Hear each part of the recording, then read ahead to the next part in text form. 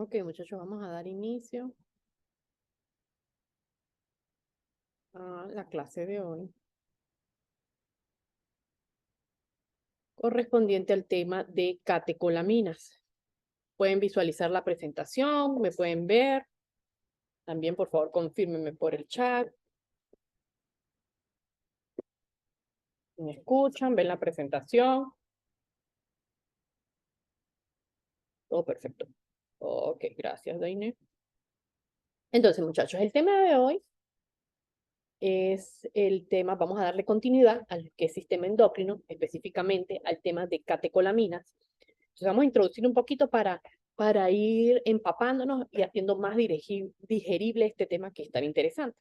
Las catecolaminas vienen siendo un grupo de hormonas que son producidas por nuestra glándula suprarrenal, es decir, aquella glándula que está, o ese par de glándulas, porque es un par de glándulas que va a estar posicionada sobre los riñones. Entonces, se denomina glándula suprarrenal. Lo interesante de esta glándula suprarrenal es que si nosotros hacemos un corte transversal, y lo vamos a ver ahorita en una diapositiva, vamos a poder observar que ella va a estar dividida desde su parte más externa, que va a ser la corteza suprarrenal, y la parte interna, que es la médula suprarrenal. Cada una de estas porciones de mi glándula suprarrenal va a sintetizar un grupo de hormonas. Y este grupo de hormonas tienen alta especificidad, es decir, tienen una función determinada que es muy importante, igual que el resto de las hormonas, muy importante para nuestro organismo. Tal vez la particularidad de las catecolaminas es, uno, que va a ser sintetizada por la glándula suprarrenal, pero específicamente por la porción denominada médula suprarrenal, que es la porción central de mi glándula suprarrenal. Por otra parte, la particularidad de este grupo de hormonas es que son hormonas que normalmente nosotros las podemos clasificar en hormonas que están presentes o tienen su acción cuando nuestro organismo tiene que dar una respuesta ante una situación de alerta, de estrés, de miedo o de huida. Y entre ellas tenemos principalmente ¿a quién? Tenemos a la dopamina, a la norepinefrina o noradrenalina, y también tenemos a la epinefrina o adrenalina.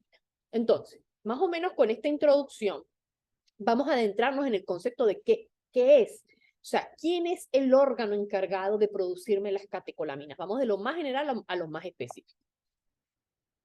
Entonces, tenemos que las catecolaminas van a ser producidas, como les venía comentando, por unas glándulas, denominadas glándulas suprarrenales. Como su nombre lo indica, son aquellas glándulas que anatómicamente están posicionadas sobre este órgano tan importante como es el riñón. Las glándulas suprarrenales normalmente son de pequeño tamaño, no son tan grandes, y se van a localizar, como su nombre lo indica, por encima y adyacente a ambos riñones. Normalmente las tenemos en número par.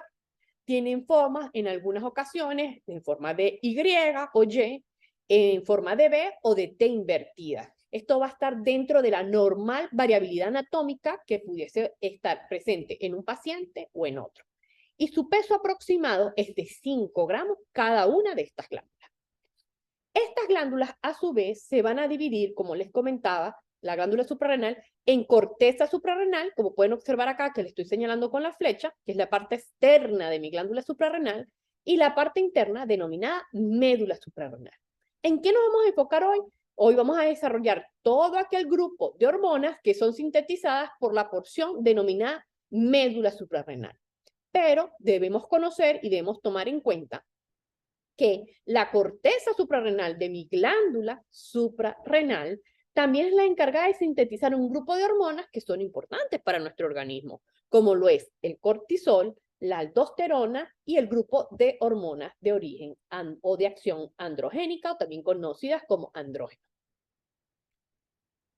Como dato importante que también tenemos que tomar en cuenta, cuando se sintetiza o es vertido a nuestro organismo, específicamente a torrente sanguíneo, el cortisol nosotros como clínicos también podemos hacer el hallazgo de esta hormona a nivel de saliva. Es decir, nosotros también podemos medir los niveles de cortisol en el fluido salival de nuestra cavidad bucal. Inclusive hace unos años, sería más alrededor como 5 años, en la Universidad de los Andes, en la Clínica Integral del Adulto, un grupo de estudiantes hizo un estudio bien interesante donde ellos medían la concentración de cortisol en saliva en aquellos pacientes que estaban próximos a entrar a la revisión, hacer esa revisión o el llenado primario de la historia clínica, para poder pues determinar su nivel de ansiedad, su nivel de estrés, si estaban muy ansiosos, que lo podían realizar midiendo los niveles de cortisol en saliva. Uno de los principales marcadores son, como todos sabemos, son el marcador sanguíneo, es decir, la mayoría de los exámenes se realizan a través de muestras sanguíneas porque es uno de los principales marcadores biológicos que nos pueden dar luz, hallazgos clínicos importantes o valores referenciales importantes de cómo está la condición clínica de nuestros pacientes.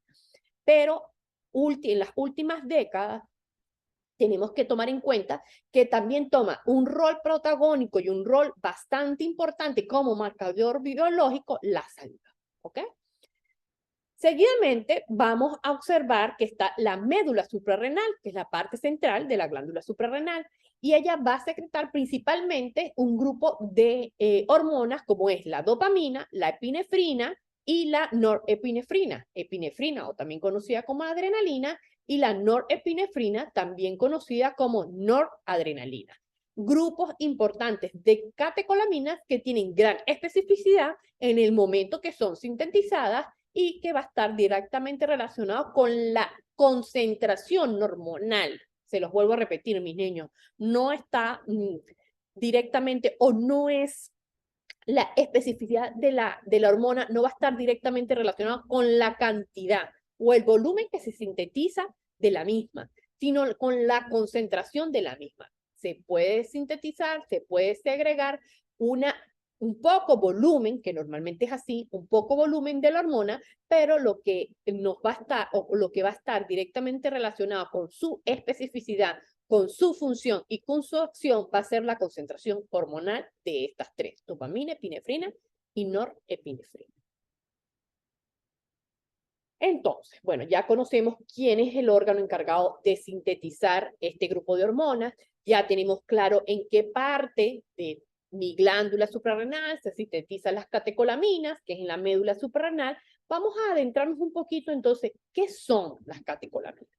Lo primero que tenemos que tomar en cuenta es que las catecolaminas son aminas biógenas, normalmente activas, cuya característica común entre ambas es que tiene un grupo dihidroxifenilo, que es lo que nosotros también lo podemos conocer o buscar en la literatura como catecol. Se sintetiza en las células cromafines de la médula suprarrenal, específicamente en esas células que están o que me constituyen ese tejido, que es las células cromafines.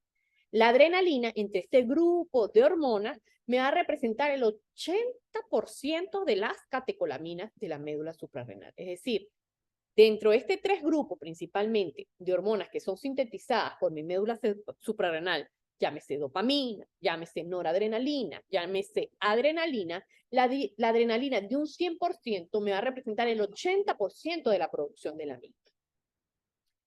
Un punto interesante de esta catecolamina es que las catecolaminas tienen una función no solo hormonal, ¿ok?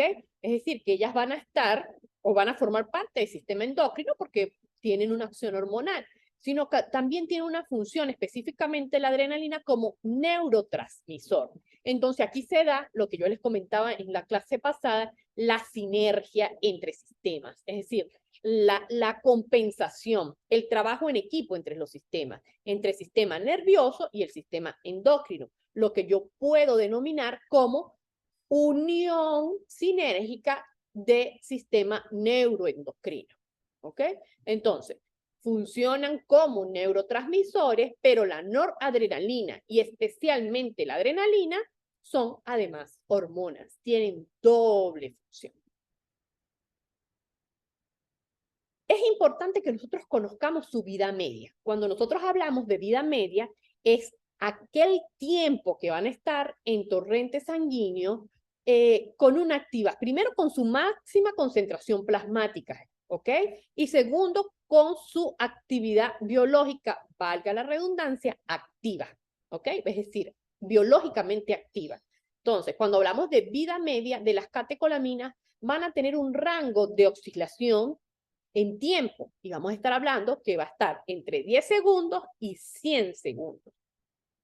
Normalmente son espacios de tiempo muy cortos porque estas hormonas aumentan en muchísimos casos la actividad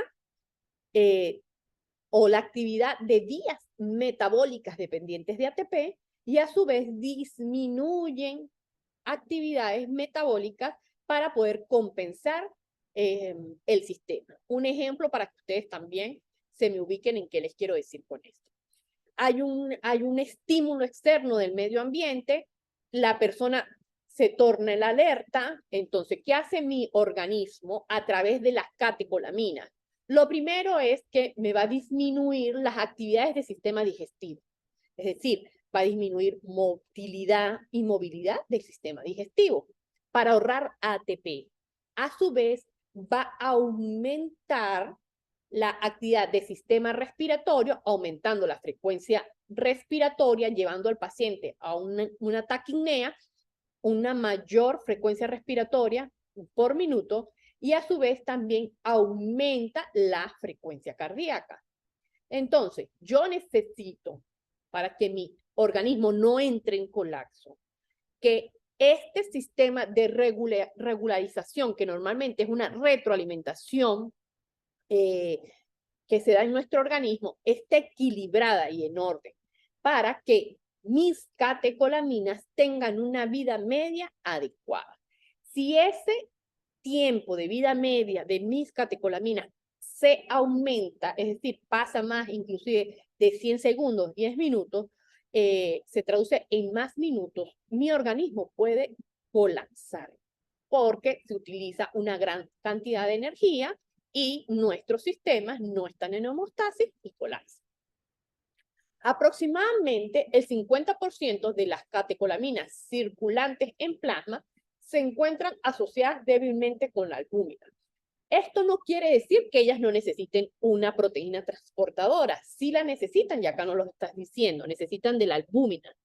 Pero la mitad de estas catecolaminas necesitan de esa proteína transportadora. Adicionalmente, esa unión catecolamina, proteína transportadora plasmática, es débil, son con enlaces débiles, no son enlaces fuertes. Entonces, 50% de las catecolaminas en promedio circulan en plasma sanguíneo de manera libre y el otro 50% restantes utilizan un transportador plasmático de origen proteico donde se van a unir o se van a asociar libremente a esta proteína y principalmente la proteína transportadora de las catecolaminas es la albúmina. De esta manera, la concentración plasmática de las catecolaminas fluctúa ampliamente y es lo normal. Yo necesito que la concentración en plasma de estas hormonas sea fluctuante, no sea constante, fluctúe dependiendo a los estímulos tanto internos, endógenos de mi organismo, como los estímulos externos o extrínsecos. Ok, muchachos, ¿vamos bien? Todo perfecto, ¿me escuchan? ¿Van en línea de lo que vamos desarrollando en la clase? ¿Cómo se realiza el proceso de biosíntesis? Ok. Profe, disculpe, ¿podría repetir la última parte que no entendí muy bien? ¿Cuál es la última parte, mi amor? La que está explicando que las catecolaminas circulan en el plasma. Ok, las catecolaminas, al igual que todas las hormonas del sistema endocrino, tienen una circulación a través de vía sanguínea. Las catecolaminas van a necesitar de una proteína transportadora, y en este caso esta proteína transportadora es la albúmina. Todas, en proporción, el 100% de las proteínas de las hormonas denominadas catecolaminas necesitan proteínas transportadoras. No, solo un 50% van a necesitar de una proteína transportadora, que en este caso, esa proteína transportadora va a ser la albúmina. Ok, ya tengo claro que un 50% de las catecolaminas viajan libre a través del torrente sanguíneo, el otro 50% de mis catecolaminas necesitan una proteína transportadora que en este caso va a ser la albúmina, pero a su vez también tengo que tomar en cuenta que esa asociación proteína transportadora y catecolamina o esa unión es a través de enlaces débiles, una asociación débil, ¿ok?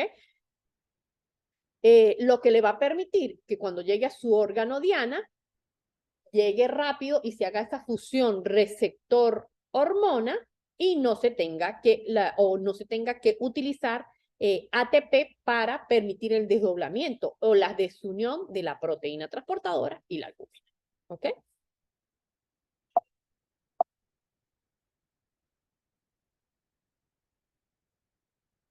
Muy bien, yo ya, como les venía comentando, ya nos estamos adentrando en el tema, ya sabemos qué son las glándulas suprarrenales, ya entiendo que una porción de la glándula suprarrenal, denominada médula suprarrenal, es la que me produce las catecolaminas. A su vez, tengo claro que las catecolaminas van a estar protagonizadas principalmente por la dopamina, por la adrenalina y por la noradrenalina o norepinefrina.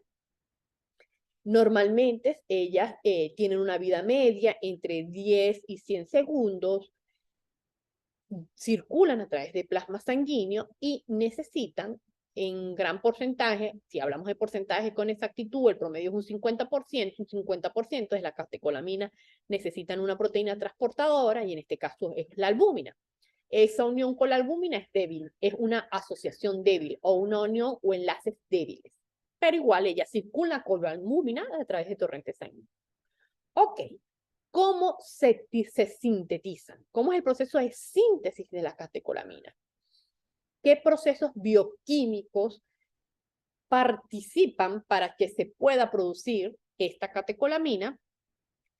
Y, por supuesto, tenga una actividad biológica que va a traer como resultado una respuesta endocrina o una respuesta hormonal. Entonces, lo primero que tenemos que tomar en cuenta es que el proceso de biosíntesis de la catecolamina didácticamente lo podemos dividir en 4 pasos. Alguna literatura, y yo inclusive aquí se los divido en los 4 pasos: hidroxilación, descarboxilación, hidroxilación y metilación. Pero en muchísimos casos, cuando nosotros revisamos artículos científicos o cuando nos vamos a un libro de bioquímica, podemos observar que no los clasifican en 5 pasos. Nos van a hablar de 3 hidroxilaciones, de una descarboxilación y de una metilación. Ambos procesos son los correctos, por decirlo de esa manera. Y ya vamos a entender el por qué.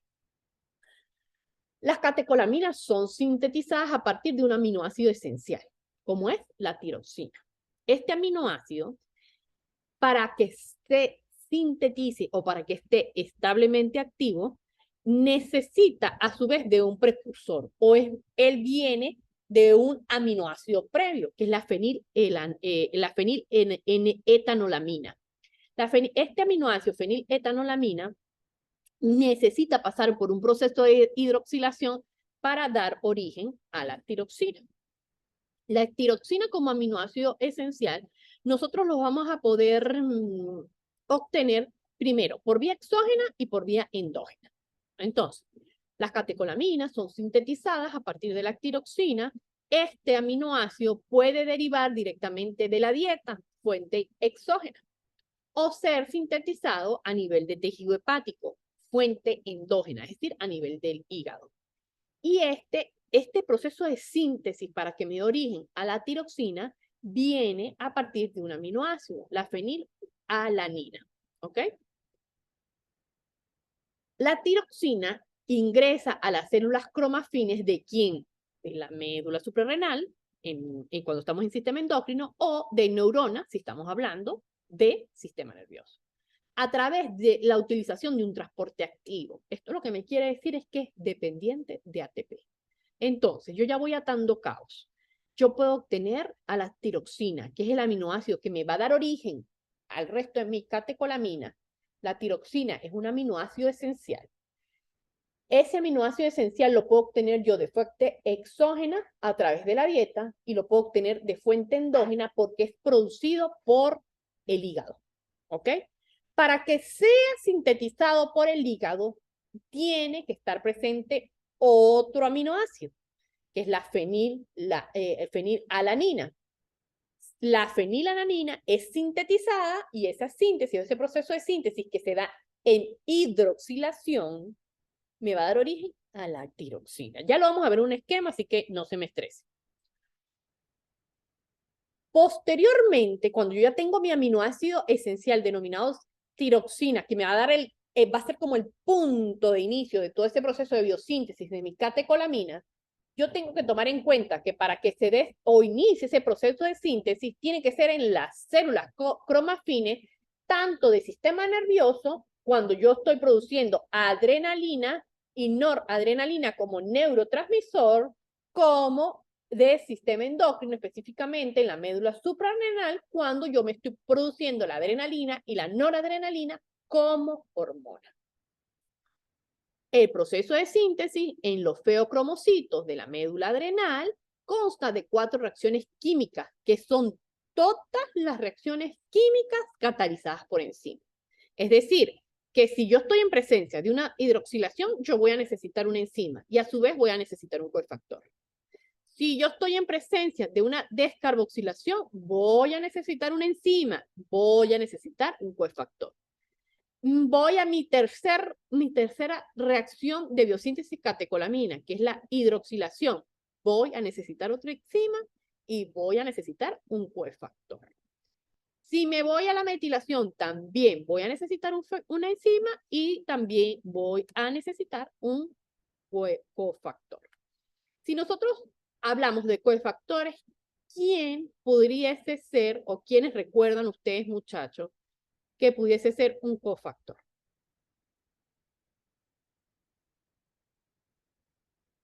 ¿Qué me dice Diego Torres? Diego Torres, ¿puedes activar tu micrófono? No, profe, disculpe, no sabría qué responderle ahí. Ok, Diego, no hay problema. A ver, Kelvis González. ¿Quién pudiese ser un cofactor? Juan Mendoza, que me escribe por el chat. Las vitaminas. Correcto. Acuérdense, cuando vimos el tema de vitaminas, les comentaba que las vitaminas pudiesen ser cofactor. Y ya vamos a ver aquí qué vitaminas vienen a participar como cofactor en estos procesos de hidroxilación. Déjame colocar esto más pequeñito aquí. Perfecto. Sigamos. Entonces, vamos a ubicarnos acá. Voy a hacer un uso de el marcador para que pueda yo marcarles acá y ir explicándoles este proceso. Iniciamos con quién? Iniciamos con la fenilalanina. Aquí está. ¿Qué es la fenilalanina? La fenilalanina es un aminoácido. Para que sea este proceso de síntesis, tenemos que estar en tejido hepático. Entonces, bueno, estamos ubicados en el hígado. Yo estoy en el hígado, se va a dar el proceso de biosíntesis de la catecolamina a través de una fuente endógena, a través del hígado. Inicio yo con, por supuesto, mi querida fenilalanina.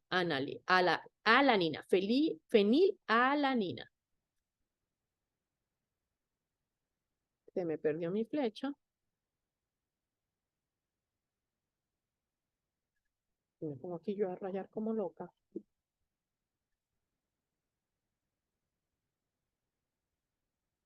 Ok, vamos a ver si me puedo ubicar aquí bien. Entonces, la fenilalanina me va a dar origen ¿a quién? Me va a dar origen a mi amiga aquí que está aquí, la tiroxina. Pero para que a través de la fenilalanina se dé la tiroxina, yo necesito que se dé una hidroxilación. Para que se me pueda dar esta hidroxilación que está acá, y ustedes ven que en esta imagen, ya muchachos, déjenme yo poder solventar, que a veces no me gusta colocar el formato de pizarra porque me desaparece el cursor y rayamos en cualquier parte. No sé qué falla tendrá mi Zoom, que yo no lo puedo localizar. Denme un segundito para que podamos hacer esto de la mejor manera, de la manera más didáctica, y ustedes se me puedan ubicar en este esquema. Ujú, ujú, ujú. Ujú. Esto, deshacer.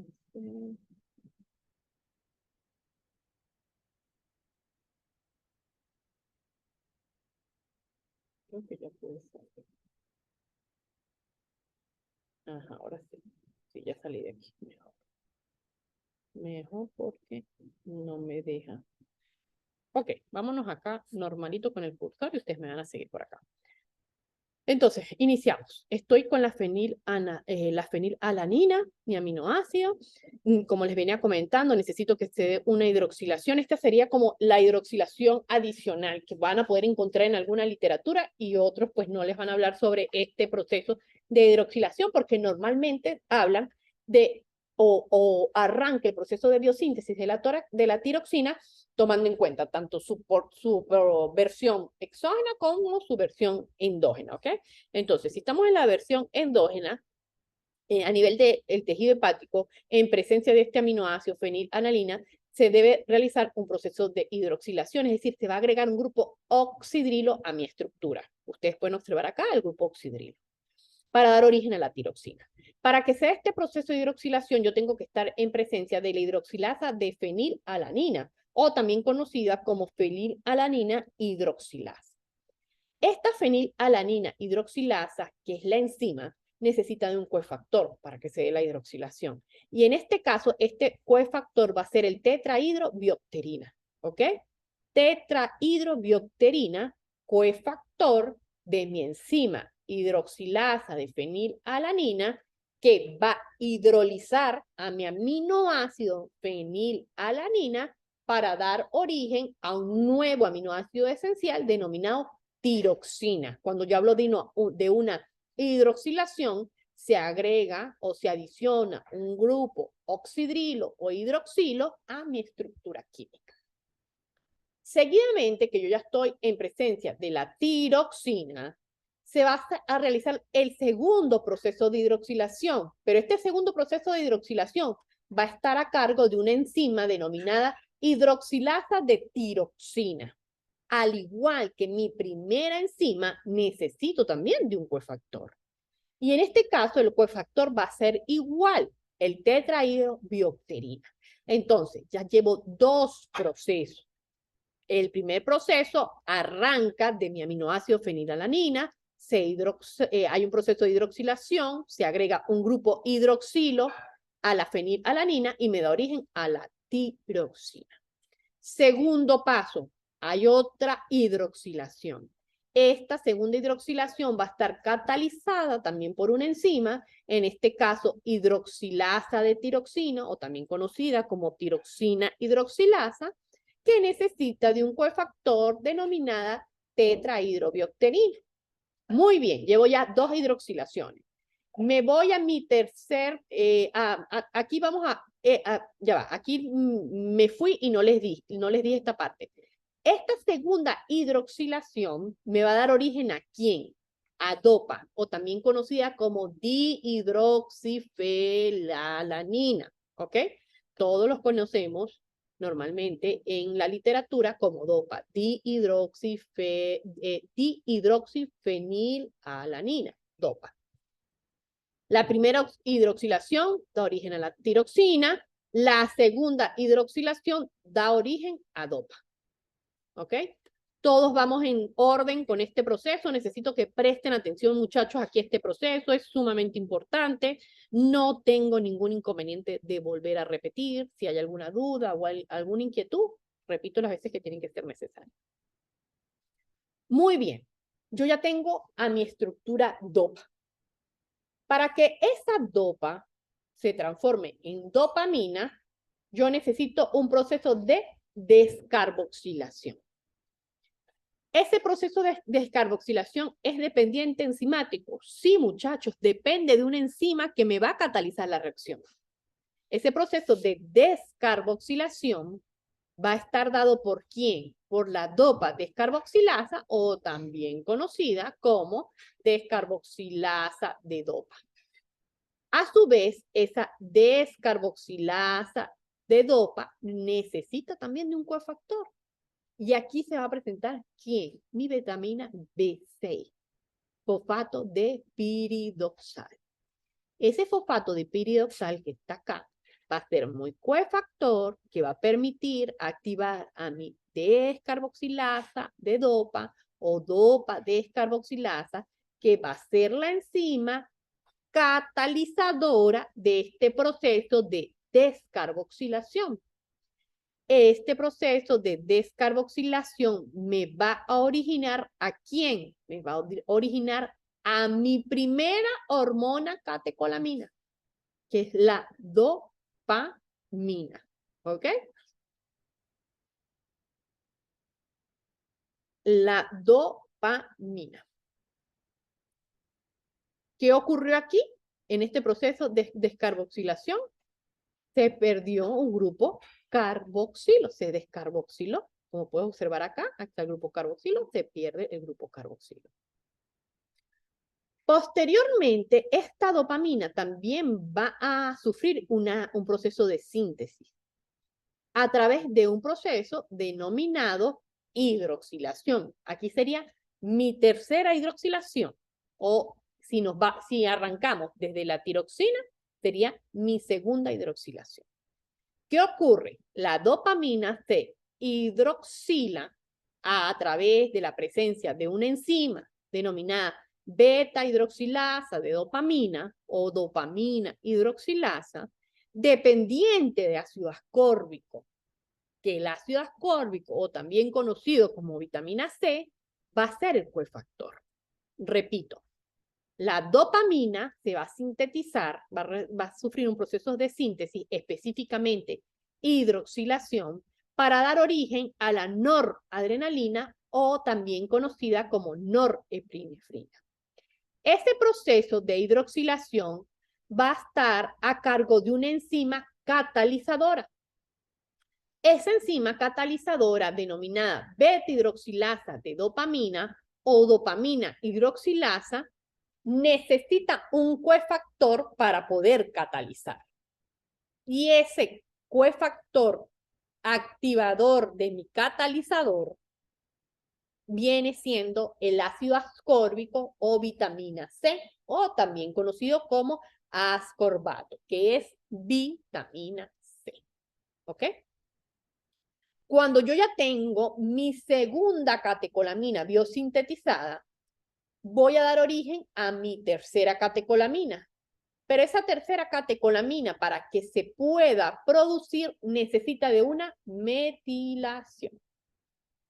¿Esa metilación es dependiente de enzima o necesita una enzima que la acelere y catalice? Sí, muchachos, necesito una enzima que me catalice la reacción de metilación.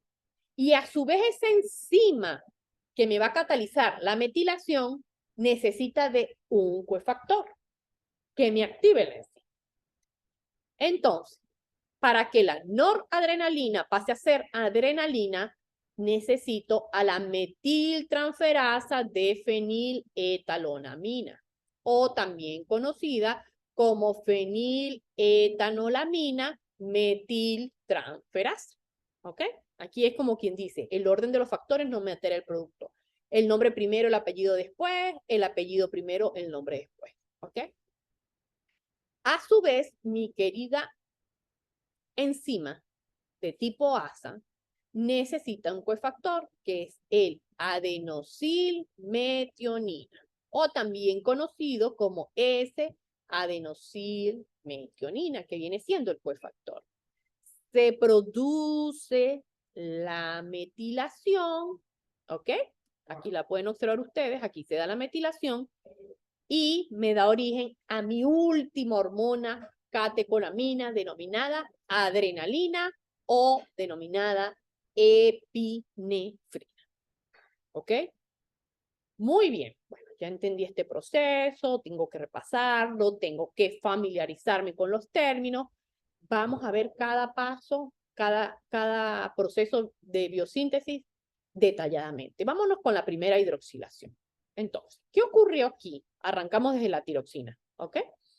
¿Qué ocurrió aquí? Bueno, lo primero que tengo que tomar en cuenta es que esta primera hidroxilación que me va a dar origen a la dopamina, o vamos a denominar segundo ya el proceso de hidroxilación, que me va a dar origen a dopa, a la denominada también dihidrosinofenilalanina, para que se pueda originar esta querida amiga acá denominada dopa, yo necesito que mi aminoácido esencial se hidrolice. Ese aminoácido esencial va a estar catalizado por una enzima denominada tiroxina hidroxilasa o hidroxilasa de tiroxina. Su abreviación TH. Esta catalización convierte a la tiroxina en dihidroxifenilalanina, también conocida como dopa. ¿Ok? La enzima tiroxina hidroxilasa se va a encontrar en el citosol de las células. Normalmente las células cromafines que están en médula suprarrenal o las células cromafines que están a nivel del sistema nervioso, del tejido nervioso.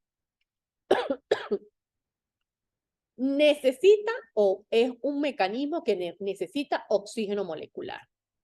Necesita al hierro y necesita un cofactor denominado tetrahidrobiopterina, que ya lo habíamos visto aquí en el esquema. Aquí está. Necesito el tetrahidrobiopterina que viene siendo mi cofactor. Esta hidroxilación de la tiroxina es el paso limitante de la biosíntesis de las catecolaminas, debidamente a que esta enzima que tenemos acá es finamente regulada.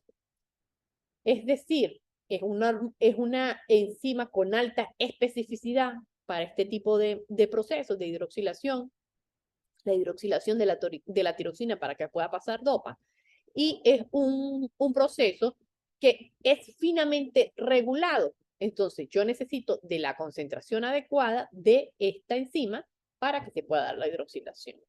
Por diferentes causas, por diferentes etiologías, no se sintetiza o no está presente la enzima catalizadora, no se da la reacción.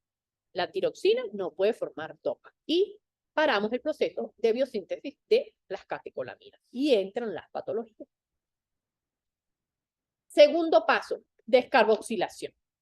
La descarboxilación, la dopa se transforma en dopamina, producto de la actividad de la enzima ¿quién? Dopa descarboxilasa o descarboxilasa de dopa.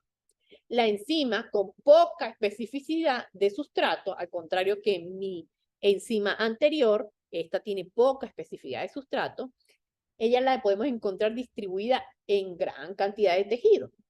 Se localiza también, específicamente cuando estamos en médula suprarrenal, se localiza en el citosol de las células cromofines y requiere ¿de quién? Requiere de un cofactor denominado piroxidalfosfato o también conocido como BC. Nos vamos para el tercer paso, la hidroxilación, la tercera hidroxilación, donde voy a dar origen a la noradrenalina, o mejor dicho, donde se va a producir el proceso de biosíntesis de la noradrenalina para darme origen a mi querida hormona denominada dopamina. Entonces, por la actividad de una enzima denominada dopamina beta hidroxilasa o también conocida como hidroxilasa de dopamina, se produce la conversión de dopamina a noradrenalina. Esta enzima requiere de oxígeno molecular, utiliza ácido ascórbico como cofactor y está relacionado genética y estructuralmente con la tiroxina hidroxilasa, que es la enzima de la primera hidroxilación. Es una proteína que contiene cobre en su molécula, al igual que la tiroxina hidroxilasa, que es una enzima específica que se encuentra solamente en los tejidos que sintetizan y almacenan catecolaminas.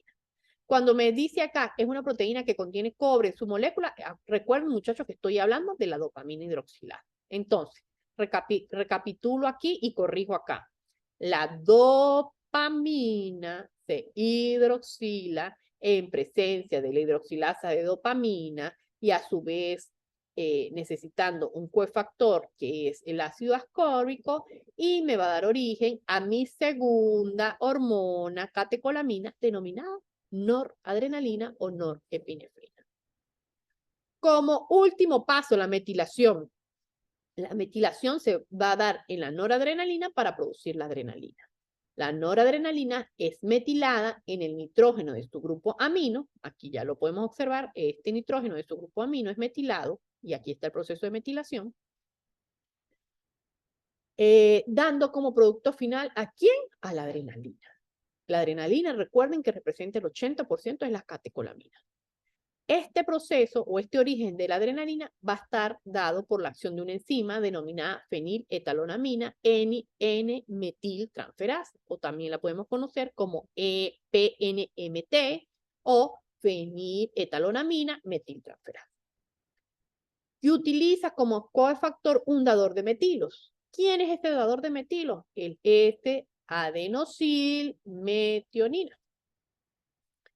Este señorito que está acá, o esta enzimita que está acá, no tiene gran especificidad de sustrato. Es decir, no es tan precisa. Es decir, yo solo trabajo con este sustrato. No. Esta enzimita me va a dar acción catalítica y tiene como acción catalítica o receptores diferentes sustratos.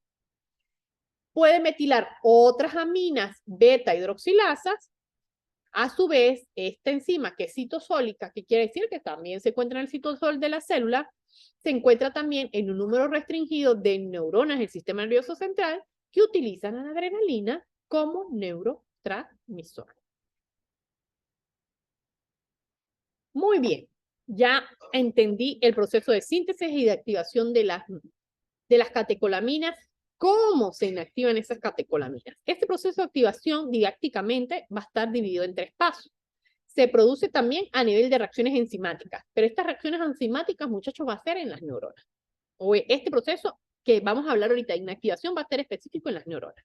Lo primero, mediante la catecol o metiltransferasa, que es una enzima, se lleva a cabo la metilación del grupo hidroxilo. ¿De quién? De mi catecolamina, normalmente la adrenalina.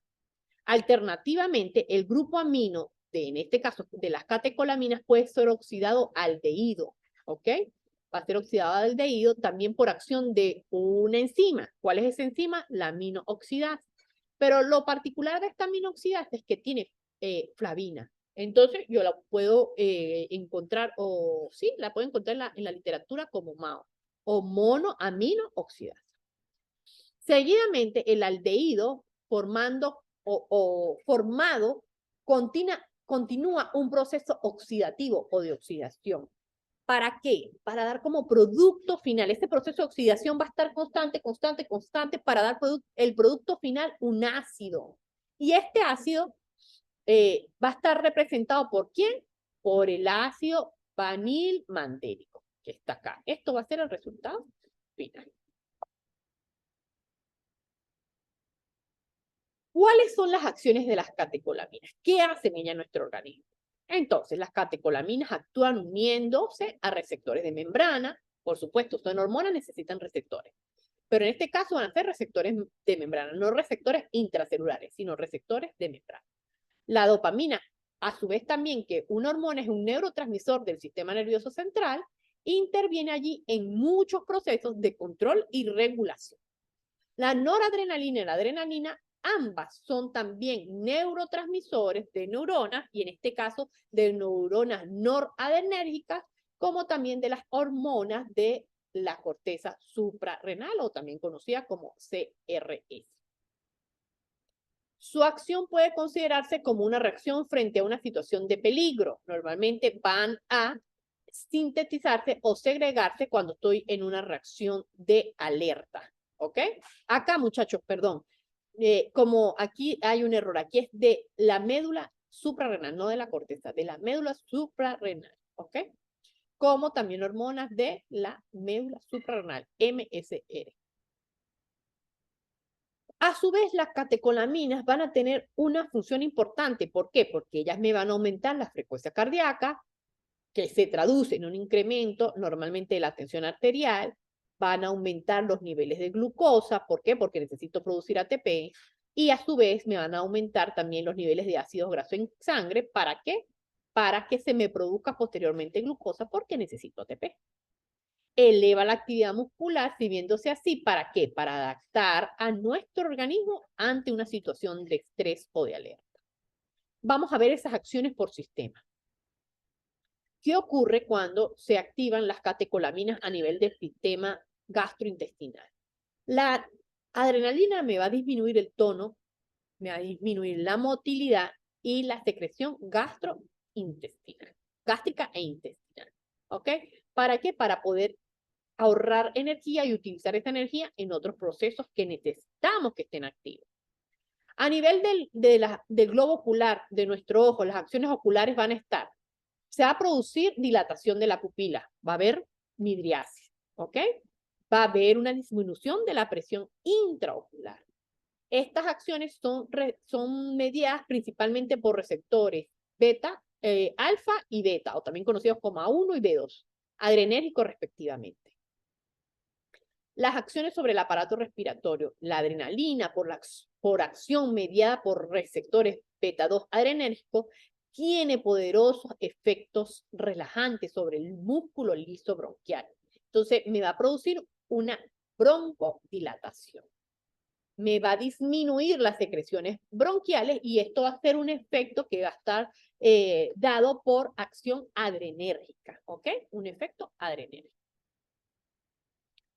Las catecolaminas ejercen su acción sobre el metabolismo intermedio mediante acciones directas por estimulación de los receptores adrenérgicos o indirectamente de su interacción con otros reguladores endocrinos.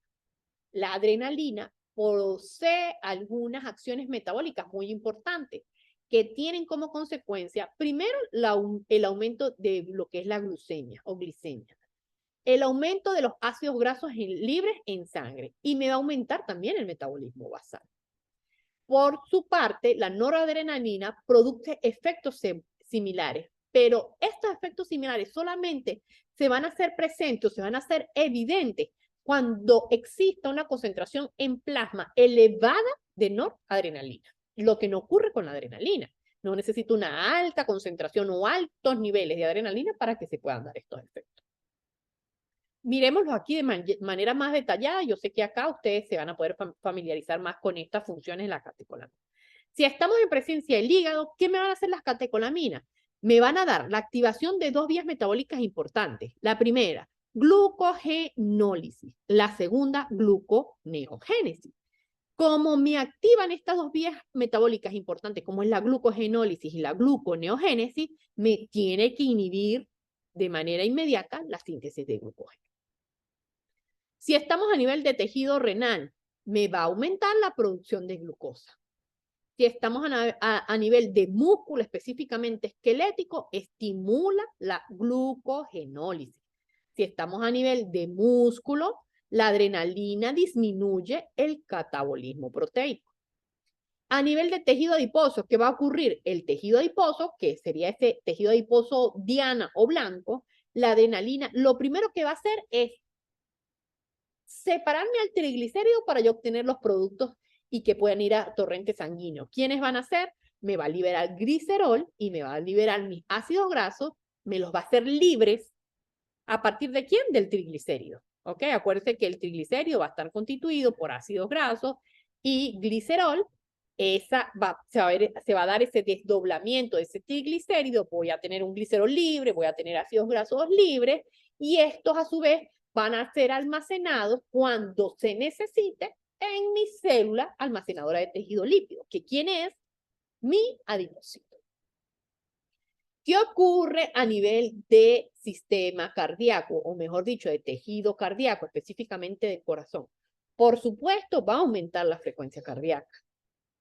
Para que aumente la frecuencia cardíaca debe aumentar la fuerza de contracción y la velocidad de conducción, lo que va a traducir a que haya un aumento del volumen sistólico y a un aumento de la presión arterial sistólica, no solo sistólica, sino también un aumento de la presión arterial distólica.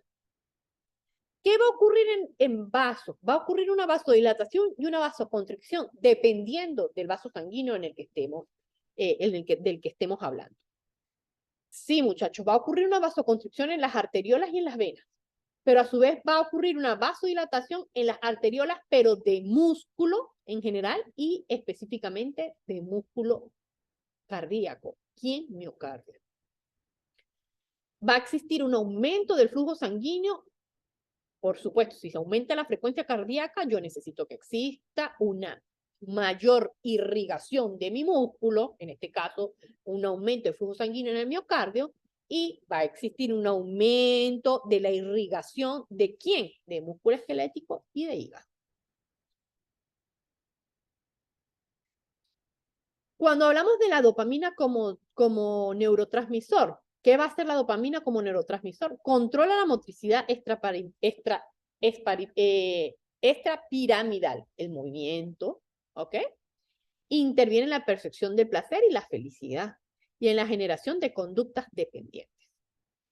Como noradrenalina como neurotransmisor, tiene la función de que es un neurotransmisor decisivo, es decir, tiene un rol protagónico en las neuronas postganglionares del sistema nervioso simpático.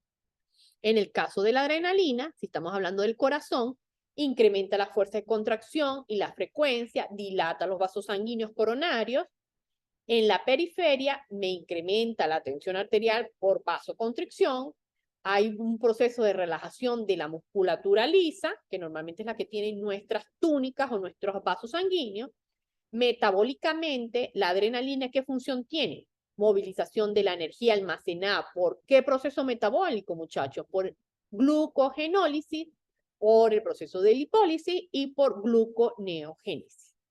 Por lo tanto, esta querida amiguita por acá, denominada adrenalina y también noradrenalina, me va a inhibir la secreción de insulina. ¿Cuáles son algunas de las patologías o cuál es la patología que yo puedo asociar con la disminución de la producción de catecolaminas, específicamente de la dopamina? La enfermedad de Parkinson. Es una enfermedad que se caracteriza por la muerte de neuronas dopaminérgicas en la sustancia negra o nigra, que interviene en el control de secuencias motoras, pero específicamente ¿de quién? Del cuerpo estriado.